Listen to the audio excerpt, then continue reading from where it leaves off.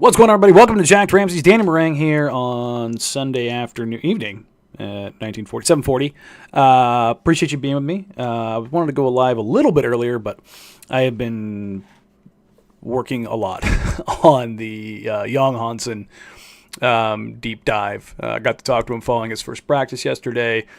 I have spent an ungodly amount of time watching pretty much every game he's had since the U19s 2 years ago. So, I've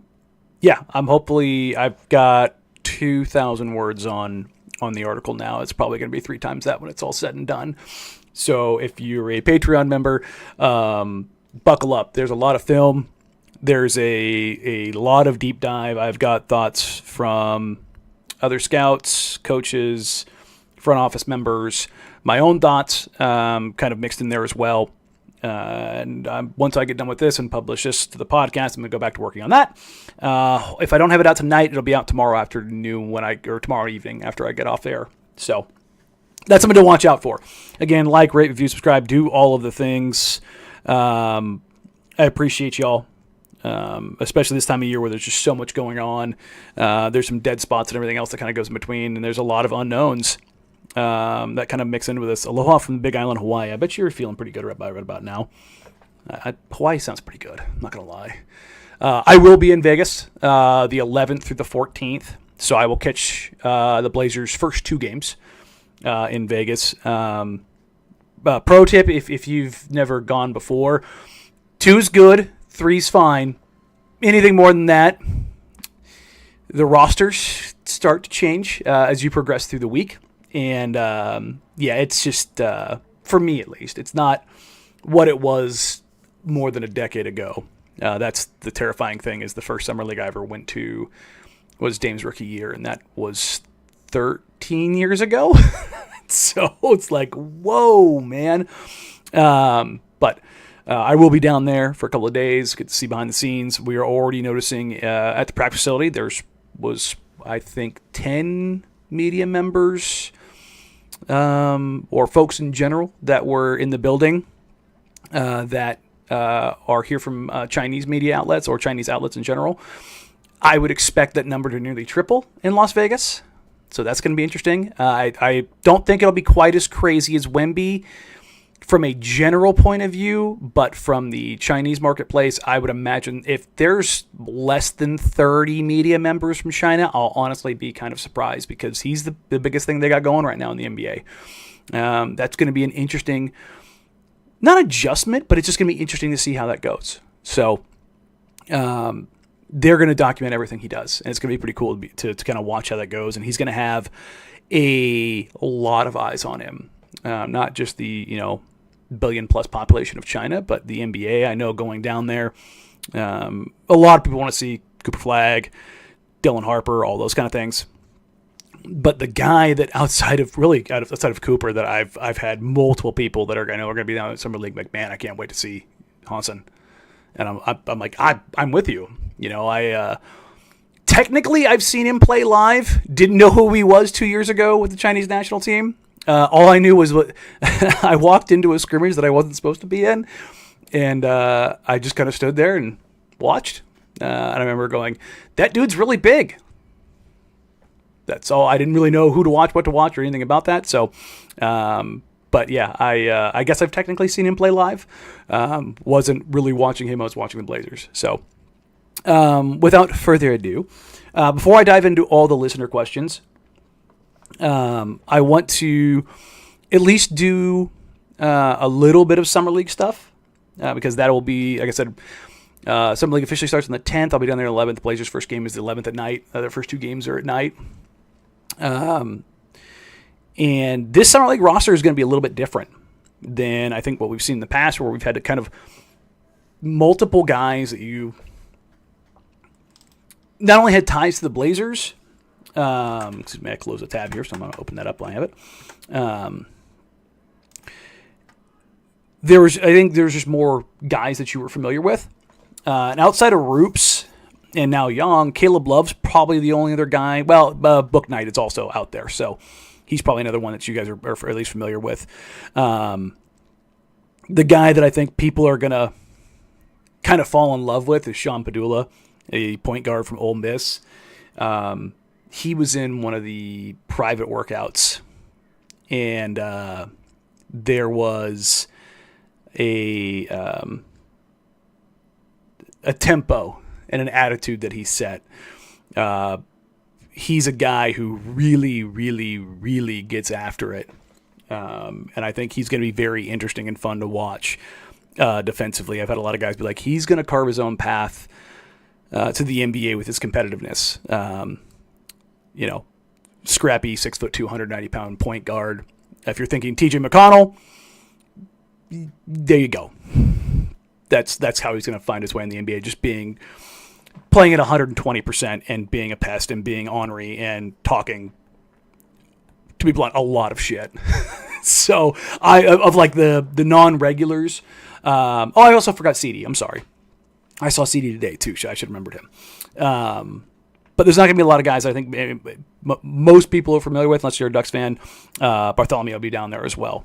So outside of that, though, it's probably the true sickos that will know some guys that are on here, whether it's Padulla or Andrew Carr, who's at Kentucky. You're going to have to do some digging.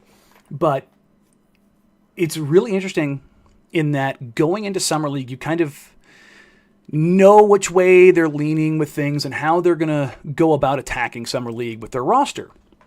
Well, they draft Yang at 16, and he's a guy who overseas in the CBA really cut his teeth as a post-up guy. He averaged 16 and 10. His post-up ability is kind of what he lives on. I think I have it up right here. Yeah, here we go. I've got his play details right here. Play types. Let me pull this up. Number one play type. This is per Synergy Sports. 216 possessions as a post-up man. It was almost a third of his time. Rated very good, 0.986 points per possession. Then cut and then roll man. So, and those next two kind of took up around 15%. So most of his stuff is either coming in post-up cuts or as a roll man, with his next being offensive rebound putbacks. And I think that's really interesting because watching him on tape, he was further up the pecking order, I think, as far as like what Qingdao was doing with him in the CBA, as well as the Chinese national team. If you've never watched CBA basketball, and that's Chinese Basketball Association, the two positions that they prioritize overseas are ball handling guards and bigs. The wings overseas are a little hit and miss. So they're not running like traditional spread pick and roll type stuff because the spacing really isn't really afforded. It's a lot more side to side stuff, a lot more DHO. And so trying to do analysis not only for the deep dive write-up, but understanding how the Blazers are going to use him. I'm very interested to see assistant coach Ronnie Burrell is going to be the head coach at Summer League. And I asked him about that, and I believe Fentress did too, as far as like a plan that's formulating. And Ronnie was like, it's formulating. It's like, well, let's get him in here and see what he can do. And I think that's going to be the most interesting thing about him in Summer League is like, do they go in with a open mindset? Like, yeah, they have a game plan about this and that and how they're going to use him, how they're going to prioritize him. Or are they going to try to really hone that down and keep it simple? Because yesterday when we had availability with Yong, first of all, Ronnie said that, we want to be careful how much we give to him. Because this isn't just a guy who's coming out of college or from overseas, and when you're talking about Europe and where there's a bit more similarities, the language is you can usually pick that stuff up. Or if you're going to a team, there's a pretty high likelihood, whether it's French or Spanish or something along those or any Balkan language. There's probably going to be somebody there that culturally on the roster you can have some similarities with. Where with Hansen, it's just not there. Now, the good news is that in the organization, Duop Reith played overseas in China. Pooh Jeter played overseas in China. They've got people in PR who have cultural ties. Like there is stuff there, right? And so I look at that and I go, that's pretty interesting. There's at least something for him to fall back on. But he's got his interpreter with him all the time.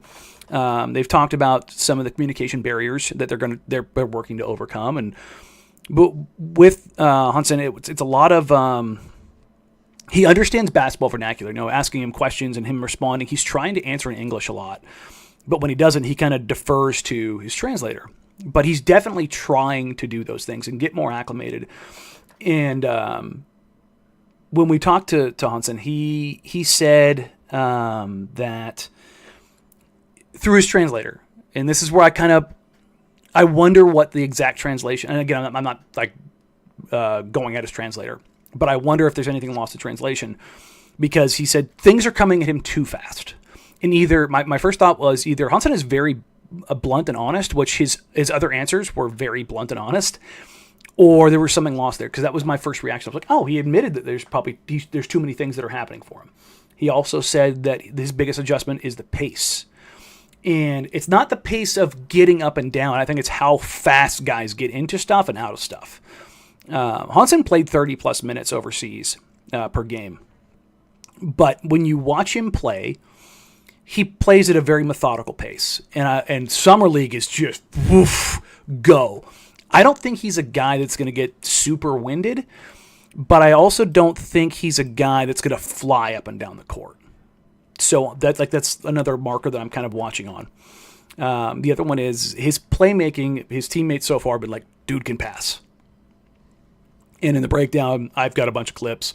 His touch is incredible. I shared a clip on Twitter a couple days ago of like here's your one clip, like if you want to get excited about him, where it was an empty corner pick and roll where he caught it isolated, jab, pump fake, jab, up fake, and then step through, reverse post spin, plant, up and under. And it was like, yo, that footwork is crazy. Like if you're 7'1", 260 pounds, and your feet are that tight, that nimble, and you're on balance going through traffic like that and getting to the other side and going up with touch and physicality, I'm like, okay. Like, again, I haven't really made up my mind where I fall on him, but I get the intrigue. I do. If you're watching him play, it's not like it's very easy to understand. Okay, if this translates, and that's the question, because the CBA stuff is so hard to translate. As far as like not that he can't translate, but as far as like where it kind of sits in the pecking order. If you're playing in the Spanish ACB league, or you're playing in the Baltic leagues, or somewhere in EuroLeague, there's pretty concrete markers of what will and won't work, what's translatable and what won't translate, so to speak. But it seems right now that, and I put it up on the Patreon, like adaptability. That's the big question right now. How quickly can Hansen adapt to not just basketball in the U.S., but life, culture, knowing where to go to get the food you want, getting in, because I believe he's in a hotel still. I don't think he's got a place yet, because I think he just got out here. The finding your place, getting your way around town, just what you do in your off time, how you do it, where you do it, who you're talking to, how many people you got around you, having the eyes of a 1 billion person nation on you all the time, having this traveling media crew, and having all these, hopes and expectations and all these things. And I think the Blazers learned, because I think they may have gone too far in gassing up Scoot Henderson when they drafted him. I think they're going the other way here of like, hey, let's set the bar here. Let's focus on adaptation first, and then work our way up. And I don't think it's because they think he can't play. Because, as I understand it in practice, he's flashed some stuff. There's been some mistakes, certainly. But I asked Ryan Rupert about it, and he was like, dude can pass. Like, there's no doubt about it. Like, and if you've got a 7'1", 260-pound dude who's just kind of going, yeet, throwing it out there, there's a clip that I've got in the write-up. It ends up being a turnover. But the passing versatility, he catches at the nail on a short roll, and his eyes and his chest are to the strong side corner, and he gives like he's gonna pass straight to that corner, but he turns the ball over his hand, or turns the ball over in his hand, and no look whips it inside to a cutter. Defender he read it. It was a great play. Gets a finger on it, causes a deflection. It's a turnover. But I was like, okay, number one, he saw that. Number two, he had the balls to throw it. Number three, he has the passing versatility to actually access that pass. And I was like, that was interesting. And like those are the kind of little markers of like what you can and can't do. Young, he had a quote yesterday where I asked him about his passing and kind of where he was going to work with things. Because Roops had brought up, he had found him on basically every single back cut, was that I love making passes because I get an assist and my teammate gets 2 points. But on top of that, I can't always go for the home run highlight play. Otherwise, Coach Chauncey might cuss me out. So he's recognizing things pretty quickly in like what he can and can't do and what he can and can't get away with. I find that stuff all very interesting. So I'm very interested to see how they deploy him offensively. Defensively, he is a drop big who has pretty good hands. There was a lot of times where he was asked about physicality. I think it was Sean Hyken asked him about physicality. It was either him or Fentress. I can't remember. But he said something along the lines of, they were, again, through a translator, that it's more civilized, and I've seen some of the fouls in the CBA, and it's like, there's no blood, no foul. Like, it gets nasty. But there's also a lot more reaching, which in the NBA, you reach, I teach. But I'm watching the times that Hansen comes up to the level or above the level of the screen, he gets a little handsy, and not like reaching at people, but going for the ball. And he seems to, not like Tumani, I wish I could give credit here who wrote it up. Oh, God. I think it might have been Fred Katz. It might have been Katz. Who was talking about, just whistled, Tumani's ability to mirror and track the ball defensively in his stance at all times. Like, he's one of the best in the NBA at it. It's gonna be interesting to see how they use him defensively, whether they bring him up or if he's just straight drop. Like, he loves to play at the nail and deeper. Like, in the U19 stuff in FIBA, there's no defensive 3-second rule. So he just parks his butt in the paint and goes, come at me, bro. Obviously, you can't do that in the NBA. I'm going to see how well he does 2.9ing, which is, you'll stay in the paint, tap out for 2.9, get back in. That's one of the things I'm going to be watching. Where he gets the ball, how he gets the ball, where on the floor he's setting up offensively, because a lot of the stuff that he does is out of DHOs, dribble handoffs, for those who don't know, above the break, kind of dead center, above the 3-point line.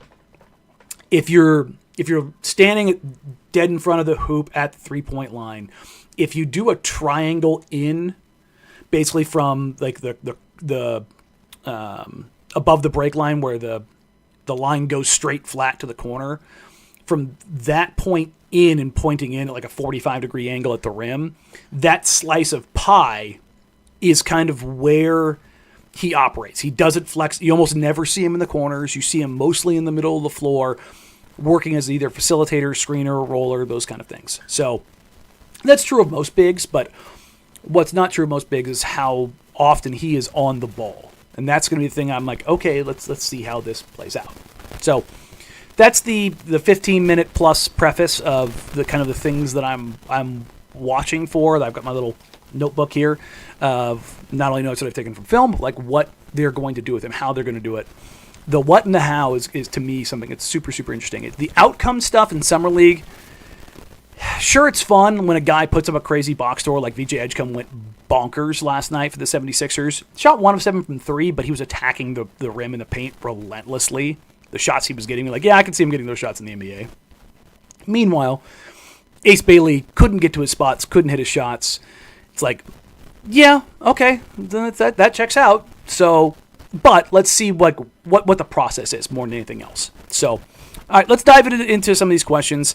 This is kind of the order that they're in. And there's some in here I'll get to because I can't answer. There's some in here that I got no idea, to be bluntly honest. And there's other ones in here that we can go into discussion bar. Mark Coker asks, does it make sense to go after Dame? He feels the shooting there missing, but can he speed up his game? It doesn't make sense to go for Dame right now because he's rehabbing an Achilles injury and he's very likely not back until next year. Now, I've talked to Dame, and he's adamant that he'll be back by the All-Star break, and I believe that he believes that because he's a freaking lunatic. How he works, what he does, what makes him special is how locked in he is. When he first got hurt and was clear to work out, I was like, how much atrophy you kind of get in the leg? You get the toothpick leg yet? And he's like, not worried about it, man. He told me that 10 days after surgery, he was cleared by the Bucks doctors to start rehab. And he attacked it. So, if he's back by All-Star, wouldn't shock me, but if he does sign with the team before then, if I'm that team, I'm telling him, no, you can't play. Because you're not worried about this year. Next year, though, that's what it gets interesting. If the Blazers were to do like a 1-and-1 kind of a deal with a team option, I mean, guy wants to come home at some point in time. I will say I do think the option is on the table in his eyes, but I also think that with this chance, he has an opportunity to go wherever he wants to go, and if he does really want to go get it, like, if you're telling me that next year he could go down to Houston and slot in with the Rockets, I would tell him to go play for Houston because that team would be scary. You got Amen and Tari and Jabari and just all like this perfect wing complement. You've got Şengün to work some things through. You've got KD. It's like, yeah, that would be an option that I wouldn't turn down if it was there. So, as for right now, I don't think it makes the most sense for Portland, especially after trading for Jrue. That's a little weird. And I've seen some people already ask, as it pertains to Jrue, from what I understand, the thing that is holding up a transaction right now is not from the Blazers side of things. It is from the Celtics side of things, and it's a order of operations part of the deal. Like, they have to have their transactions lined up a certain way to make sure that they can facilitate other transactions they've already been reported or are working on. So I wouldn't be surprised if we got news on that tomorrow. Yeah, tomorrow. So that's where the Jrue stuff signs. So that's where the Jrue stuff sits with his signing. There we go. Kenny Whitney, is Cronin trying to work out a deal with the Bulls to free up the Blazers' first-round pick, or is he just planning on making the playoffs soon, which would complete the 2021 deal and cough up a first-round pick to the Bulls? I've answered this. This is not a shot at you, Kenny. I've answered this form of the question since this transaction, I think, basically has been made. There is zero reason for the Blazers to resolve the pick situation unless they have something that they're going to do. There's no reason to forfeit any assets or take care of it or give up anything to resolve it unless you're making a trade that requires you unlocking that pick. Having it resolved just to resolve it is just... Look, if you told me that the Blazers were going to trade back from 11 to 12 and then from 12 to 16 with Memphis and that resolved it and they still got the exact same outcome, awesome. Great bit of business. I'm all for that. All for it. But the rest of this stuff doesn't make any sense. And as far as them making the playoffs, I don't think they're making the playoffs. I think they're going to win probably the exact same number of games they won this past year as the roster currently sits. Somewhere between 36 and 38 wins. But I think the West is going to bump up a little bit more. As weird as that sounds. I think they finish probably 11th or 12th. At least that's where my head is at right now as I sit here and do this. Which I will probably do in the next week or so. Just kind of go team by team of where things sit currently and then kind of go from there. James E. asks, will we sign another player? Who's left to get? Okay, so the Blazers currently, as things stand now, including Jrue Holiday and Hansen, are at 13 players. Obviously, Jabari Walker is gone. He signed a two-way deal with the Philadelphia 76ers. And I do not believe that there is any intention currently of bringing back Delano Banton. So, in the Joe Cronin era, the Blazers have wanted to maintain 14 players, which keeps them one below the maximum, which allows for roster flexibility, unbalanced trades, yada, yada, yada, right?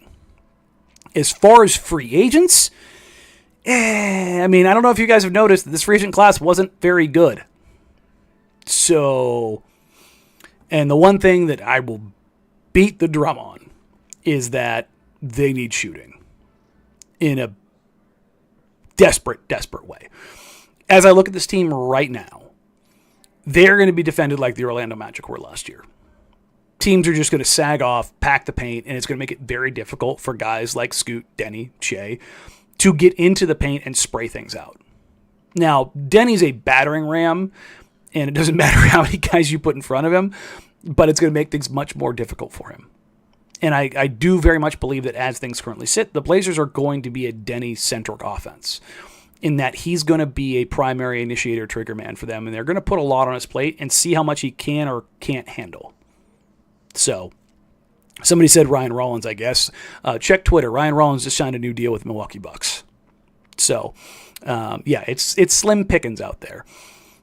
I'd be pretty damn surprised if they went into the season with 13. I would. Now, whether that comes via trade or via free agency, I don't know. The Blazers' last 3 transactions. Trading Ant for Drew, drafting Hansen, and buying out DA, nobody had anything on him. Nobody. Locally, nationally, nobody. Moving in silence. I mean, Red October type stuff. Whisper Drive, all the things.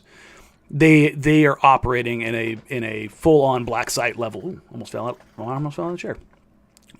There has been no noise about anything that they have done. I've mentioned before, Ant was caught off guard by the trade to Boston. So, yeah, it's been very, very, very quiet. Andrew John asked, do you think Cronin and Billups could lose their job this season if they missed the play-in? No. Now, if they missed the play-in because they finished dead last and they don't have injuries, maybe. I mean, sure, that opens up the possibility, but I don't think this is like play-in for your job. They both just got extensions. There's no reason why they would do that to go down that path. So, Lesser in the comments asked, would they use the MLE for a trade to save the team money to get extra picks? I don't necessarily think it's going to be like that. In my discussions with league sources, as it were, the Blazers are not wanting to muddy up their books. Like, that is a priority. They are not going to go, like when they bought out DA, if you listen to the radio, this is going to be a repeat, sorry. When the Blazers were, before they bought him out, they were attempting to trade him, but they were only willing to take back expirings in return. So that narrowed the market to a very finite level. And that part of it was like, is it better for us, the us part of this, I'm playing the part of the Blazers, to take on more money just to get off of this and be more limited with things going forward? Or is it better for us to buy him out and get access to the MLE? And why I ultimately agree with the position they went to with a caveat. If they do this to get access to the MLE, under the new CBA, the MLE can also act as a trade exception. As in, they can use that in a trade and not have to send something back out. So if a team wanted to put a $14 million player to the Blazers, they could use that exception and bring him in, if that makes sense for everybody. And if they do that and they go bring somebody in, great. Awesome. I've seen, if you're asking about Corey Kispert either in the comments or on Twitter, you're the 376th person to do that. I like Kispert, and I've reported on this before. When the Denny deal went down, I thought it was Kispert that they might be looking at. Then so when it was Denny, I was like, "Whoa, damn! I didn't know he was available." Okay, cool. I like Denny. I think he's got more in the tank. That part of it is, if it just sits there, and this is like, Rafe LaFrence's expiring contract, shout out the OGs, and they do absolutely nothing with it, then it's a situation where I'm like, well, that great for DA, he got paid. Beyond that, no, I don't think that's a thing. But as far as Chauncey or Joe losing their job if they miss a plan, no.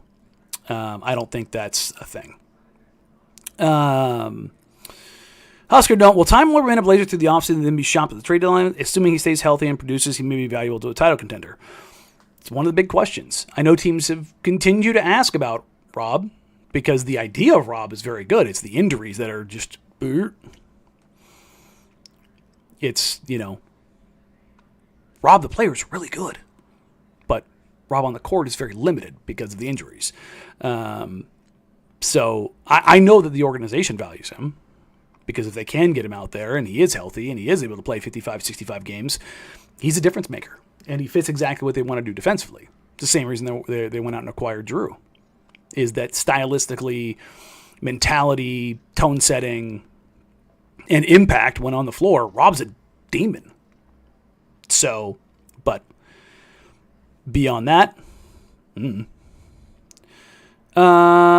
Seth asked, the roster needs a player that can get buckets. If the front office does not pursue any other options that fills that gap, what would the justification be in your opinion? They don't need a guy who gets buckets. They need a shooter. Like, Shea is a guy that wants to go get buckets. Denny is a guy that, while he passes, wants to score. Like, there are guys here that want to go score, and they're going to have opportunities to do that. There's going to be a lot of tertiary guys, whether it's Drew, whether it's Scoot, whether it's DC and Hansen. Like, there's guys that are going to be like, but they don't have the alpha score, and they're not going to do that with what they have available. Like, I understand the ask there, but like the justification is, well, premium tier 1 alpha level like building blocks aren't things you go get with MLEs or a couple picks. Like, well, unless it's Kevin Durant, you can get him for peanuts because the Phoenix Suns are bent over a barrel. Then you can go get one, but he's 37 years old, and he is what he is. And don't get me wrong, for my money, he's the best pure scorer in the history of the league. But the Blazers, I don't think, are at that level. 2 years, a year. 2 years. 2 years down the road. We'll go 2, to be safe. Then maybe you could go down that line. You could talk me into that. Offshore asks, why didn't we send Bari to a 2-way contract? Was it best he left the team? As far as Bari goes, I think he spent 3 years here. He had his opportunities and just couldn't find it.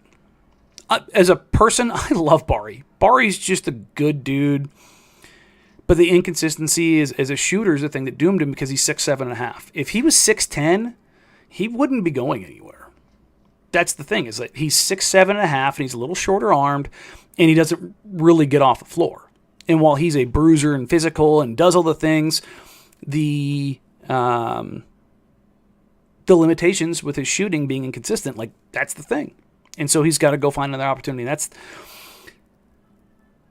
the beast of the NBA. It is a what have you done for me lately unless you're a superstar and you're going to get a benefit of the doubt, or if you're a really high draft pick. And it is a little interesting that now playing in Philly, Trendon Watford is the guy who has a real contract, and Bari's fighting for a 2-way. But Trendon had to kind of go figure that out. He had to do the same thing and get a bit of a prove it. And if you do the thing that you're being asked to do and you deliver, you find yourself getting more work. I think Bari is a guy that's probably going to be around for 10 years because he's the son of a pro. He knows what he's got to do. Like, here's the other part of this. Bari is talented, but do the Blazers need another big? And when you're talking about talent, the reason why you're looking around, you're seeing talented guys either without work or on 2-ways, expansion needs to happen. There's just guys that are just good. There are good basketball players that can't find a home, and you need another 30-plus roster spots to get them all. That's where we're at with this stuff. That's why Vegas and Seattle are happening. So I wish Bari all the best. But, yeah, that's kind of where we're at. Usual case asks, true or false, Chauncey intends to recreate the 03-04 Pistons in Portland with a tough defensive-minded team that relies on effort, commitment, and togetherness with lots of ball movement and cutting and balance and doesn't want a traditional offensive star. I mean, sure, winning a title is certainly the way to do it, but they had offensive stars. Now, it was by committee, but, like, Sheed was a dude. Rip Hamilton ran off the ball, could score at will. Chauncey could score. Chauncey's a hell of a shooter. Hell, you know what? Let me pull this up. Like, that team.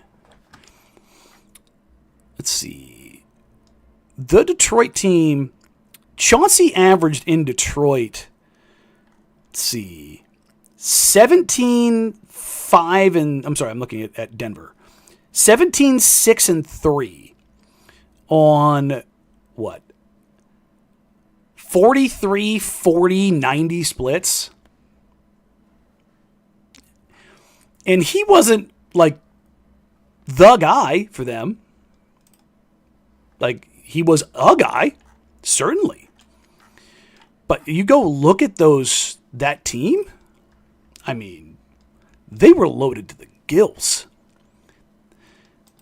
If you look at the, let's see, 03-04 season, NBA championship, right? And again, they played in an era that their pace was 87.9. Holy crap, they played slow. Holy crap. But Rip averaged 18, Chauncey 17, Sheed 14, Tayshaun 10, Memo Okur 10, Ben Wallace 10, Corliss Williamson 10. Like, they averaged 90 points a game, but that's because they played at a glacial pace. You bump them up, you bump their pace up from 87 to 100. You've got two 20-point scorers, an 18-point game score, a 14-point game score, and multiple, like, 11, 12-point-a-game scores. Sure, it was like the sum of its parts, but you had 4 All-Stars. I mean, damn. Damn. So, yeah, I mean, do they want to try to recreate some version of that? Yeah, but first of all, they needed a guy like Rip Hamilton who's going to fly off screens and pin downs and Iverson cuts all day for freaking 40 minutes. They need an all-world talented power forward / big, the best defensive big in the NBA. Like, and again, I'm not saying that you're wrong here, but like, I think there's the ethos of that team is kind of what they're trying to build in the more modern NBA, but that part of it is not, I don't think, going to be as prominent because you just can't play at that kind of pace. So, David Dines that said that, or asked, they really could go live as is, couldn't they? 3-guard rotation of Holiday, Sharp, and Scoot. 3-forward rotation of Denny, 2, and Grant. 2 centers, Kling and Hansen. Sprinkle in Tybal, Murray, and Williams as needed, which is kind of how I think it's going to go. And there's another question in here. Multiple people asked about who do I think is going to start. I'd be pretty damn stunned if Drew isn't starting. Like, I don't think he's at that point. I don't think they brought him in to be the sage who sits in the corner and plays a little bit and Scoot and Shaden play 36 a night. I don't think that's going to be the case. Like, I think they value Tease. I think he's a guy who's probably looking at 16 to 18 minutes a night.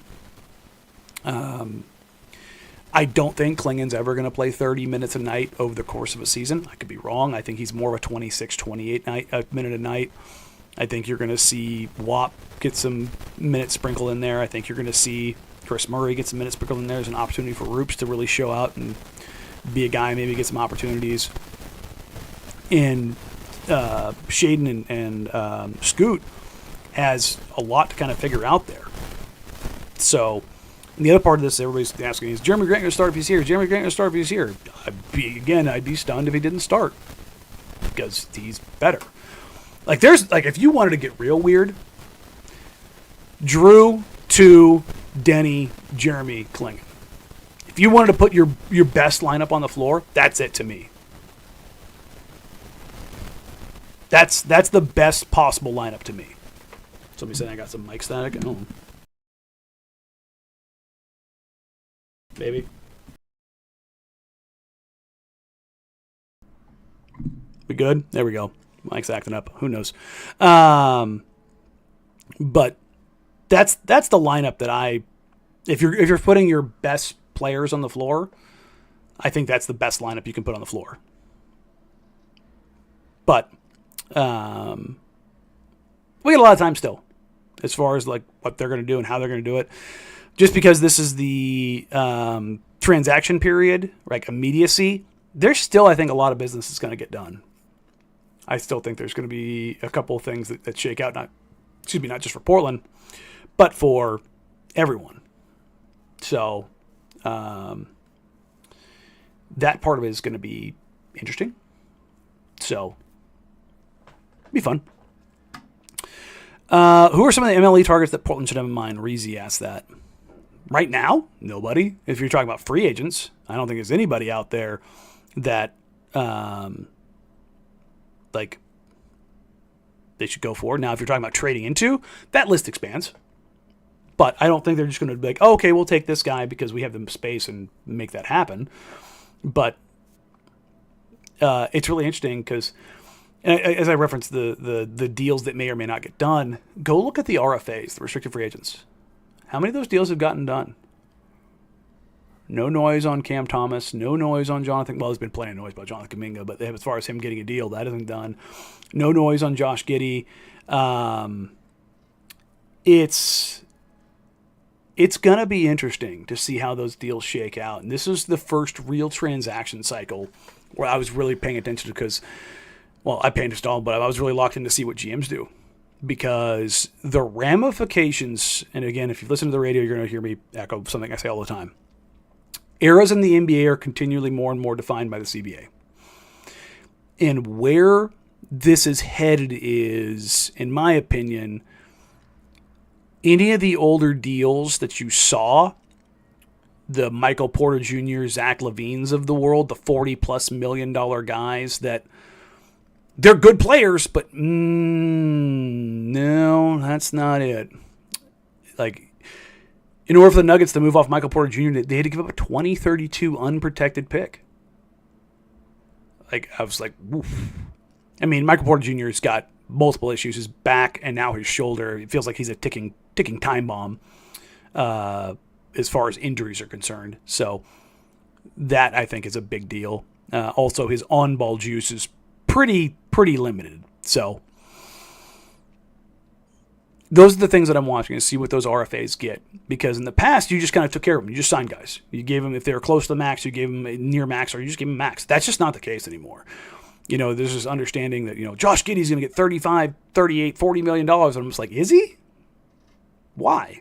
Is he just like, and the scary thing is, when you look at it, if you're Josh Giddey, do you just take the qualifying offer and play for 1 year? And you look around, you see Dame, you see Tyrese, you see Tatum, their Achilles pops. Like, do you want to go into free agency and not have the security?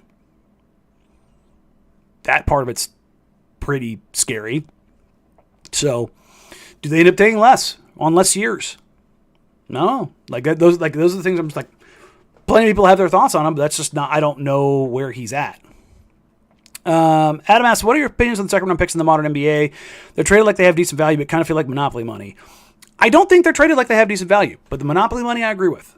The part of that that's been really interesting is, and this has less to do with the NBA and entirely more to do with the NIL financial landscapes of college basketball. You were seeing significantly more international prospects instead of playing for Real Madrid's B team or sitting on the A-team bench. They're coming over here and getting $2.5–3 million to play in college basketball.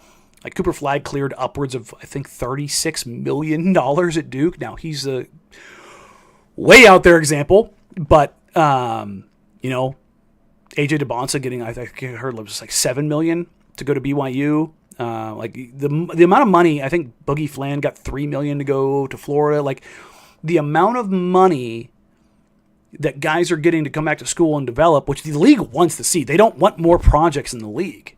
They want guys to come into the league more prepared.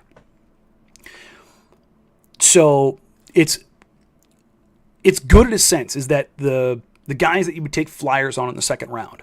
Let's use Roop as an example. Roop was really raw, but he wanted the opportunity to come to the NBA and get a guaranteed contract. If Roops is a guy, let's say he's, you know, let's say he plays for the French professional team, but it comes overseas or comes from overseas and plays in college basketball and doesn't come out for a couple of years, but he's a highly touted guy, and you go, you know, $2 million to go play at Marquette. Well, you know, insert school here, right? What that does is that deplenishes the second round draft crop. Now, with the one outstanding of like Rasheer Fleming falling to the second round, Ryan Kalkbrenner, like there's a couple of guys that were in there. You're like, yeah, that's a little interesting that they fell to the second round. Like those are guys that I heard that were going to be late first for sure. But it's going to be interesting because the flyers that you would take on guys like, yeah, this guy's raw, but hell, we'll take the chance on him. The guys that were there were guys that were slated anywhere from pick 25 to pick 45, let's just say. If you take all those guys out and you send them back to college basketball, like if you look at the list, whether it's Boogie Flan or Tahad Pettiford, like you just kind of got to go down the list of guys. You're like, oh, like Boogie was a guy who was a lottery pick until he broke his hand. And then it just kind of fell and further and further and further.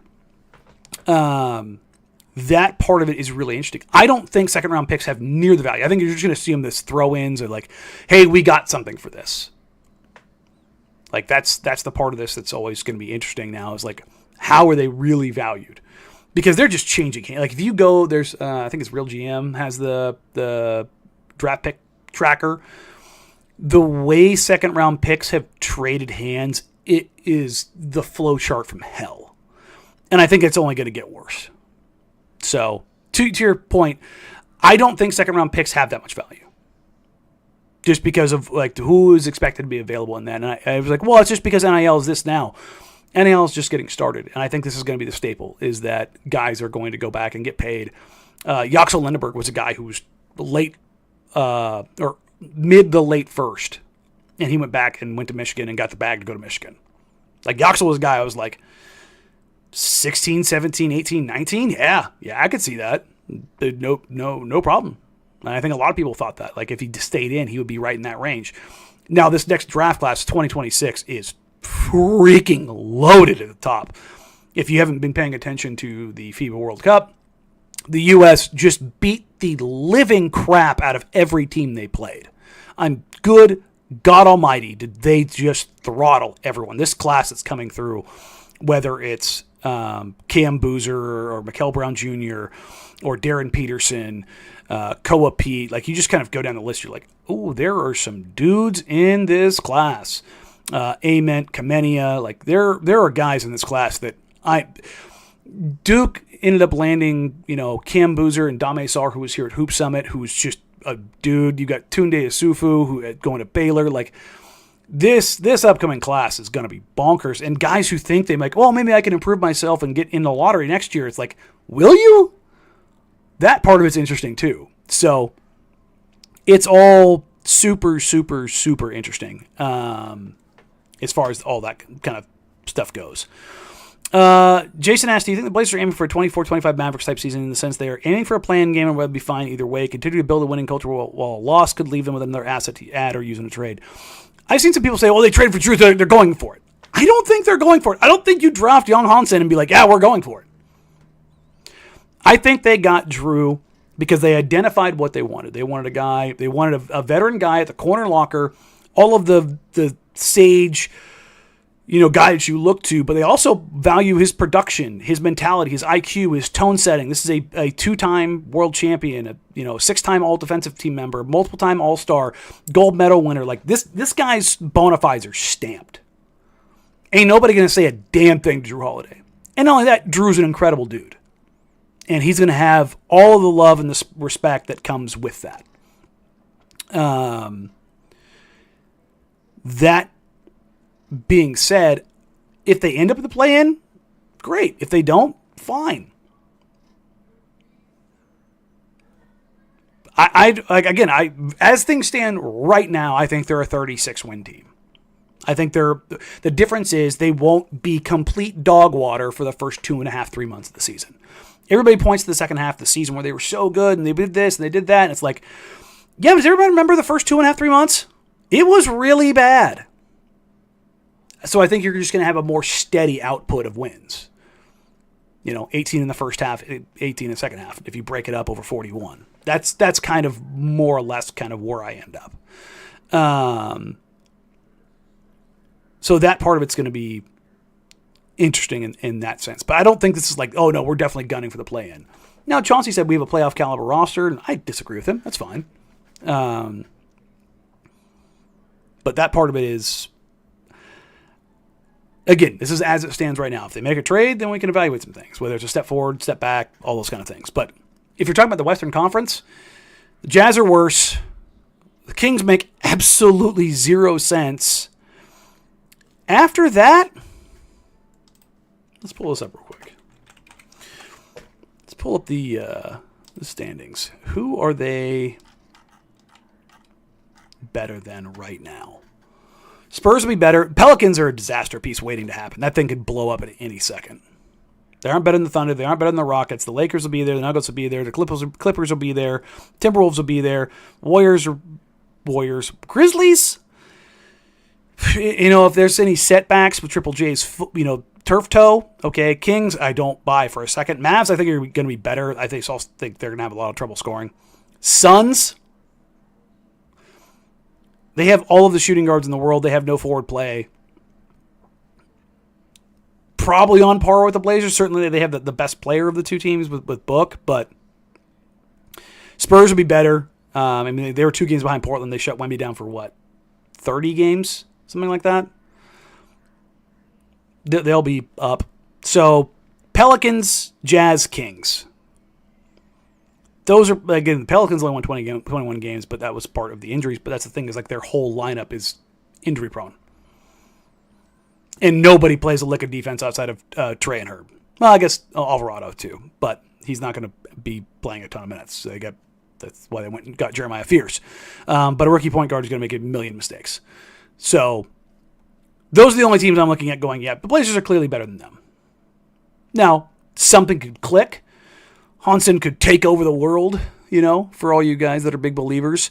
But then, like, what we're talking, the ceiling's 10? 9? If you get lucky with some injuries. So, I don't think this is like this is a dyed-in-the-wool playoff team. That's not where I am right now. Jake asked, extension for Kamara and Sharp happened this summer. When do you think those get inked? Typically, if they're going to get them done early, they get them done at Summer League. But I think that, they announced Dame's there, they've announced Jeremy there, they announced Tease there. Like, they usually, but there's more stuff that's usually in the works. As it pertains to 489, I believe, is the max that he can get. And I'm sure the Blazers would love to give it to him, to be honest. Like, I think that's a very good deal for 2. He's already been stamped as an all-defensive team player. He's, starting to get into his prime. I got no problem with 2 getting that money. He earned it. And I think he's going to grow more offensively. I think defensively, he's a legitimate top 10 defender in the league, hands down. Shaden, I've mentioned this before. I've talked to decision makers in the league who are like, I'm not paying him. I'm making him go to RFA status. Now, if the Blazers got a sweetheart of a deal, go for it. You get him at $18 million a year, cool. That's the number that I've heard, like, if you're going to be comfortable signing him, 18. And even then, that comes with risk. I like Shea. He is otherworldly talented with how he can attack the rim and pull up off mid-range, but he's still got to tighten his handle. His off-the-dribble shooting from 3 is atrocious. Defensively, he wanes. He floats in and out of games. His good is really good. His bad is bad. It's like, oof, buddy. And I don't think if anybody is in a hurry from either side, to be honest, to ink a deal like that. So, as far as when do I think? I don't know. And I think that we were talking about the RFA status before. I think that's what you do with guys now that aren't Chet, Paulo, Franz, like those guys. Now, Jabari Smith Jr.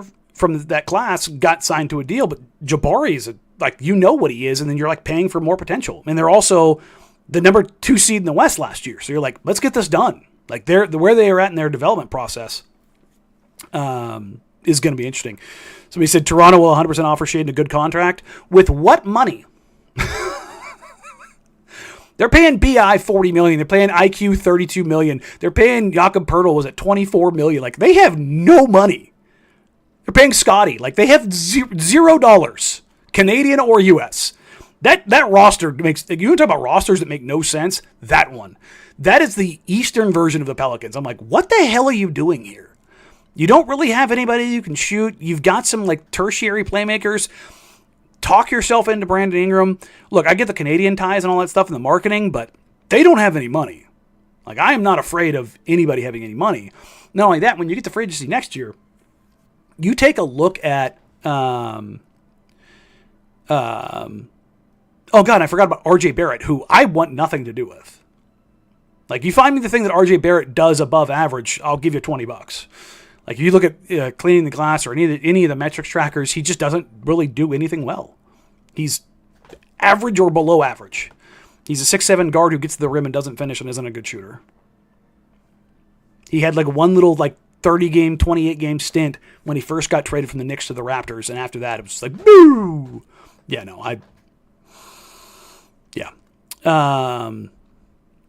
Chris asks, what would need to happen for the Blazers to be contenders in the next 3 years? Luck is a factor, of course, but what process is the best path? You're going to get varied answers on that, Chris. Like, the luck is a huge thing. Like, having a guy hit.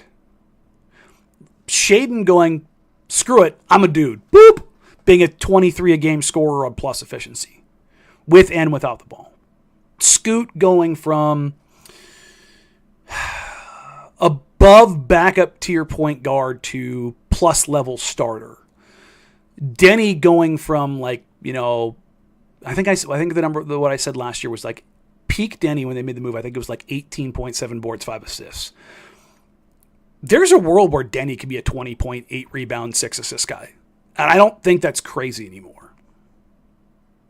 Like, that part of it is like, but you need like all of those things to hit, right? Like, that's the part of this. Like, because they don't have that dude, that's the other part of this. If somehow they draft a guy, well, let's say Hansen's that guy. Let's say Hansen is Jokic light. Let's say he's Sabonis-esque, but he's 7 foot tall and you can build around him easier because he's 7 foot tall and offers some sort of rim protection. And you don't have to like thread that needle of like, well, we need like Chet Holmgren or Mobley or like one of these unicorn type Swiss Army knife defenders that can play all over the floor next to him. Like, let's just say that Hansen ends up being like an above median line rim protector, while also being like a major plus creator for bigs and facilitating scoring. Like, if all of those things hit, or 3 of those 4 things hit, you're putting yourself in the mix. You're not putting yourself in finals contention. 4th, 5th seed, it's probably where you're at. Like, what, the best Dame team finished 3rd? Did they ever have a 2nd place in the West? I think 3rd was their highest finish off the top of my head. That part of it is interesting. So, more start. Mark Corey Kispert. Jeff Orr said, what are your honest thoughts on the perceived role for Holiday? How do you sell him on staying with it? Number 1, Drew's a pro. He's a pro's pro. As far as the role, his role is going to be the same, I would imagine. I don't think he's going to be initiating the offense all the time. He's a guy that can initiate the offense, but he's more of an organizer. But he can play 1 and 2 because defensively he's just so damn good. He doesn't get beat. He's obviously older, but he doesn't get beat because he isn't in a disadvantageous position ever. Like, he's just smart. And you can just be smart and be in the right spots all the time and be good. I think one of the questions that didn't get asked in here, I'm actually kind of surprised it didn't. The Blazers overhauled their entire coaching staff. They brought in Saint and they brought in Thiago. And all of the feedback that I've gotten from other coaches that have worked with those guys or other people in front offices that employed those guys, number 1, most people told me that Saint is going to end up being a head coach in the NBA. That he is a guy that is very good on both offense and defense, very creative, ingenuity, like the things that he wants to do and how he wants to go about them. He's like, for all of, like my criticisms of Chauncey have mostly lied with the X's and O's stuff, but I also haven't beat him over the head with it because they haven't had guys that can do more advanced stuff on the roster. Now they've got a little bit of that, and I think having a guy like Giroux whose IQ is through the roof, and you're adding more high IQ, high feel guys like Hansen, like to hopefully scoot and shake and get to that level. I I think that then you might see them explore some things because there are guys on the roster that have access to skills and tools that make sense for trying to do those things. Like, I don't think you're going to run the most sophisticated offense in the world when you don't have the necessary shooting to space the floor, where you have these like motion or flow offenses where you don't have the shooters going to space you out and allow you to do those things. But I think the coaching hires are something, and again, I'm not somebody who like hammers home coaching, everything coaching. I think it matters on the margins, but I think as far as like how they employ or deploy certain guys and what the asks are going to be, I think that's one of the more interesting early season storylines as far as that stuff goes. Like that's the one I actually have in the book is like, are we going to see anything at Summer League that's indicative of how they're going to deploy Hansen? Like, if they put him in a set, I'm like, oh, that's interesting.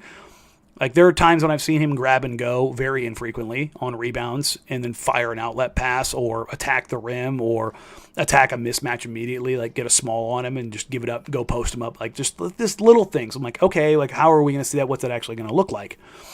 Lester asked if I had a chance to talk to the new coaches. No, I have not, but I hope to do that in Vegas. I know those guys are going to be down there. I really want to talk to Tiago Splitter. He's a guy, too, also, I think it's going to be really helpful. Obviously, the natural connection is he's a big man, played big man in the NBA, very smart, very high IQ basketball player.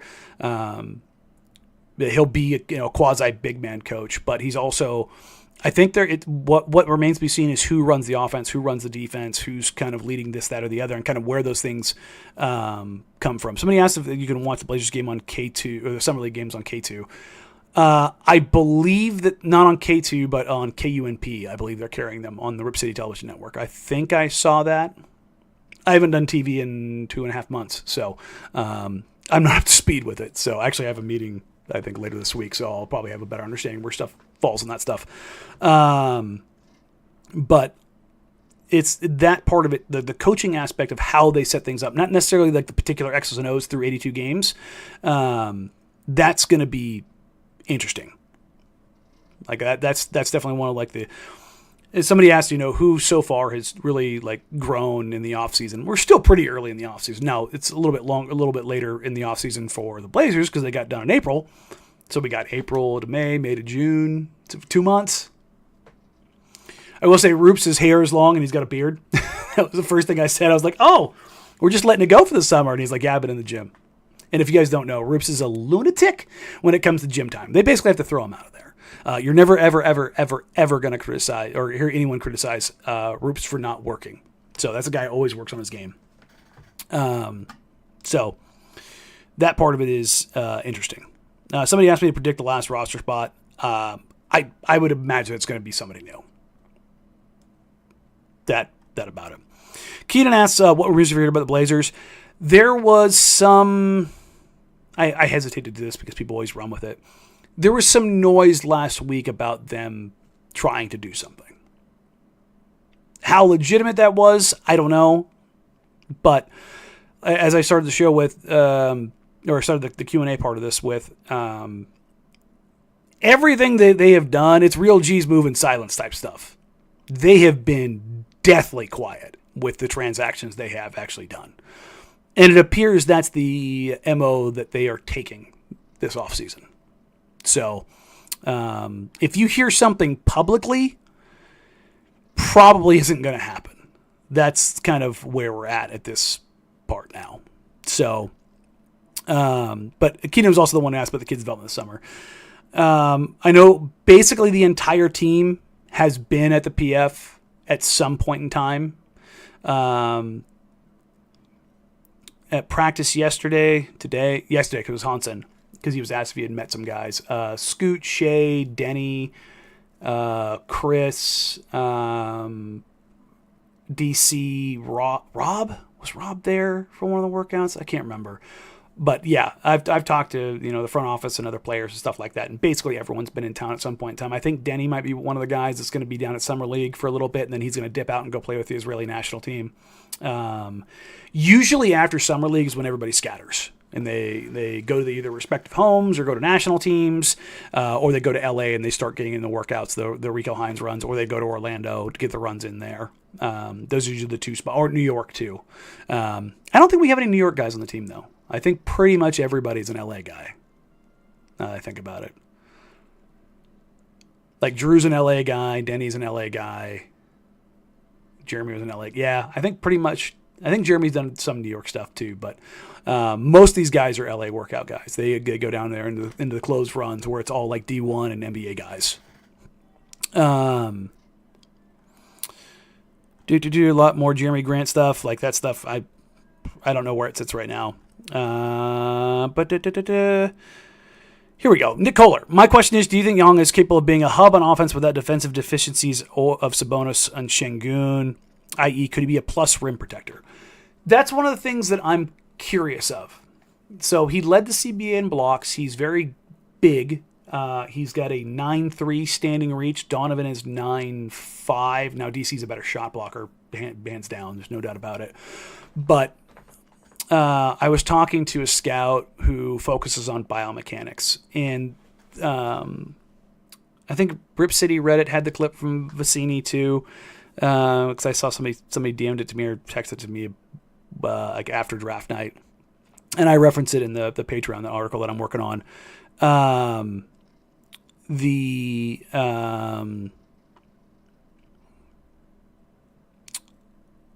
Question for him is more of a biomechanic thing as far as his hip mobility and flexibility and everything that kind of comes with it. Somebody asked me about unblocking them on Blue Sky. Try not telling me to fuck off on Blue Sky. That's probably a better way to never get blocked by me.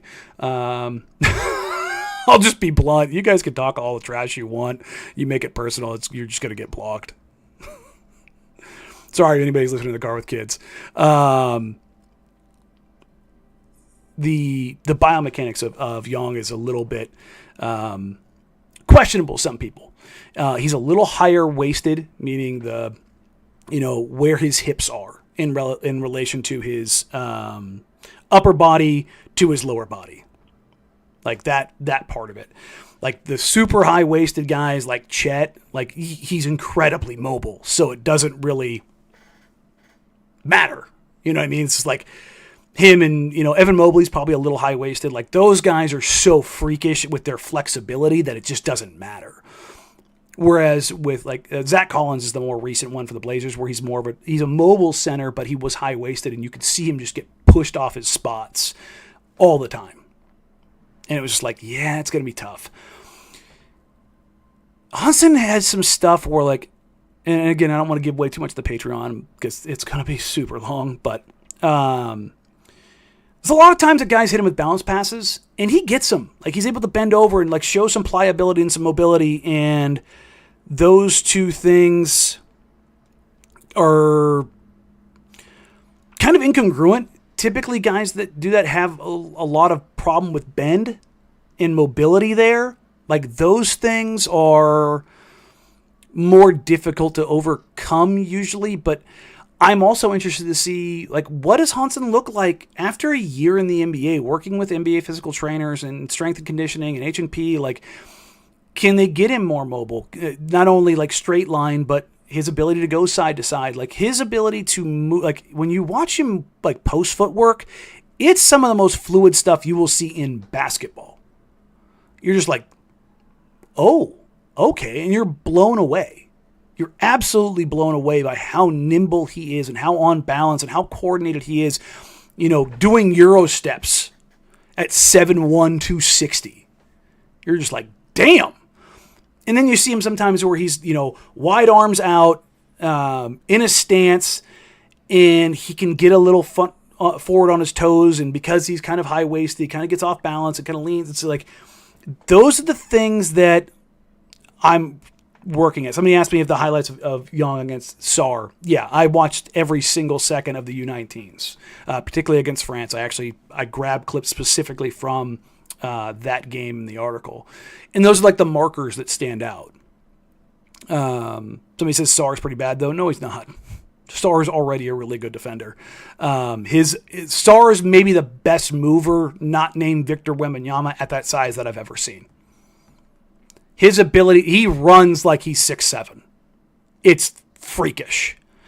And if you can handle that kind of mobility and movement and all the things that he does, and I'm not saying SAR's like KD where he's putting the ball down the floor and attacking it downhill, but like if you can track with that, there's at least like a modicum of hope of like there's some more there defensively. DC is a better defender, point blank period. Like, but having that optionality, having that ability to have somebody that is at least at worst league average as a rim protector, but offers you so many other things on the offensive end. Those are the things that, like, when you talk about scarcity, if you've got a guy that does that stuff as a playmaker, as a facilitator, as all of those things, like, that part of it is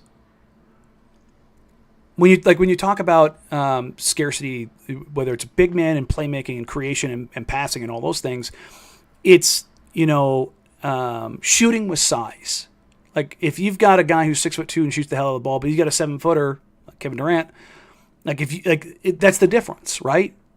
Would KD be KD without being 7 foot tall? He'd be pretty damn good. If he's 6'5", 6'6", he's still pretty damn good. Still pretty damn good.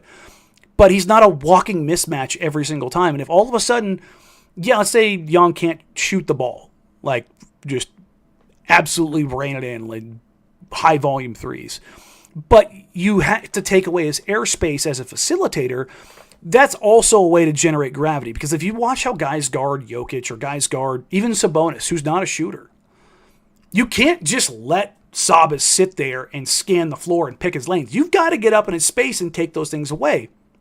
Well, if you do that to him at 12 feet and he puts his back into you at the mid post and starts backing you down, now you might have to send a double because most guys in the NBA bigs aren't capable of stopping him when he puts his back and his shoulder in because he is so strong.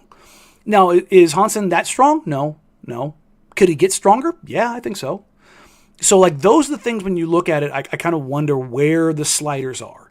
Can you get this much more out of him offensively and still get this much out of him defensively? Or what are the baselines? Like, that's the thing I just get to go, I shrug my shoulders up of like, I don't know, dog. I got to see him in Summer League. I totally blanked on what that competition is called. It was, that part of it is the unknown. And that honestly, it's kind of what I like about Hansen is that it's one of those things where I'm like, okay, I've seen this on tape. Let's see what this is going to be in Summer League. And somebody said, I think he's going to flash in Summer League. The problem is Summer League is such a crappy spot for bigs. It's so guard dominant. And I'm actually kind of glad the guards the Blazers brought in, Caleb Love and Sean Padulla. And you guys are going to love Sean Padulla. I think he's going to be a fan favorite by the end of Summer League. It's going to be interesting to see if he gets a two-way either with the Blazers or another team. He's a guy who's just tough as nails. I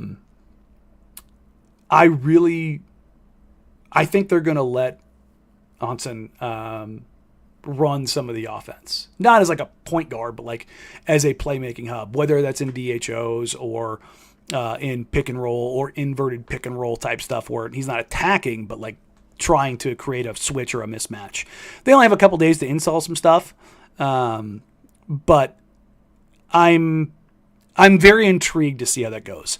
A lot of the other questions in here are kind of repeats, but so that's the gist of it. And we're an hour and 15 minutes right now, and I don't want to make these much longer than they already are because I do longer pods than pretty much everyone. But this is where I'm at with this stuff right now.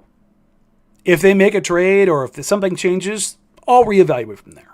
That's how this stuff goes. I'm pretty damn flexible. If changes necessitate me having to reassess things, I kind of feel like that's kind of one of my superpowers in the sense of like, if you present me with new evidence, I'll be like, oh, okay, cool. We'll go down that path. I got no problem with that. If I was wrong, I was wrong. Cool. Like one of my biggest draft eval misses of all time is Jason Tatum. I didn't think he was going to be that good. Wrong. Just missed that horribly. But yeah, so coming up, I will be in Las Vegas from the 11th to the 14th. I'll have, I think Hyken and I are the only two guys from Portland who cover the team who are going to be there. We'll have boots on the ground. Sean's my guy. Support him over at Rose Garden Report. support me over here, whether it's on YouTube or on the Patreon, patreon.com/Jacked Ramsays, or listen to the radio show, 1080 The Fan, noon to 3. Some interesting stuff there tomorrow. Just wink, wink, nod, nod. So it's going to be fun.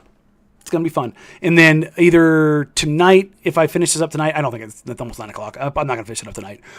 Tomorrow night, I will have the ungodly long write-up of everything I know, thoughts, ideas, processes, everything for Yong Hansen as a kind of jumping off point before I head to Summer League. So thank you all for being here. I appreciate you. Like, rate, review, subscribe, do all the things as always. I'll have a couple guests lined up when I come back. Sprague's going to hop on, I think, in the next couple of weeks once things calm down a little bit. And then we'll kind of revisit from there. And then, got a lot of stuff coming.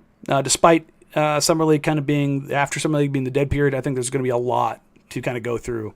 Whether it's revisiting Summer League or looking at the roster and all the permutations that come out of that, I've got a lot that's going to come out of that over the next couple of weeks. So thank you guys. All the questions, as always, I'll get to as many as I can.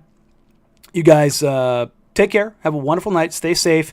And I will catch you guys. I might do a show from Vegas. I'm debating whether I'm going to take my gear or not. If I can talk the radio station into taking the portable one, I'll do one down there. That's kind of what I'm hoping I can do. It's much, much, much easier to do that. And then we'll figure it out from there. Otherwise, I will catch you guys when I get back. I'll probably do one show before I go. And then if I do one down there, and then one when I get back. So, or I could hop in and see if I can talk to Blue Wire guys and let me use their multi-million-dollar studio again, which was so dope. Other than that, guys, take care. Hope you guys stay safe. Hope you guys came into the 4th of July with the same, or came out of the 4th of July with the same amount of digits that you had going in. Nobody is digitless. Everybody's having a good 4th weekend. And I will catch you in the next couple days. Take care. Talk soon. Bye.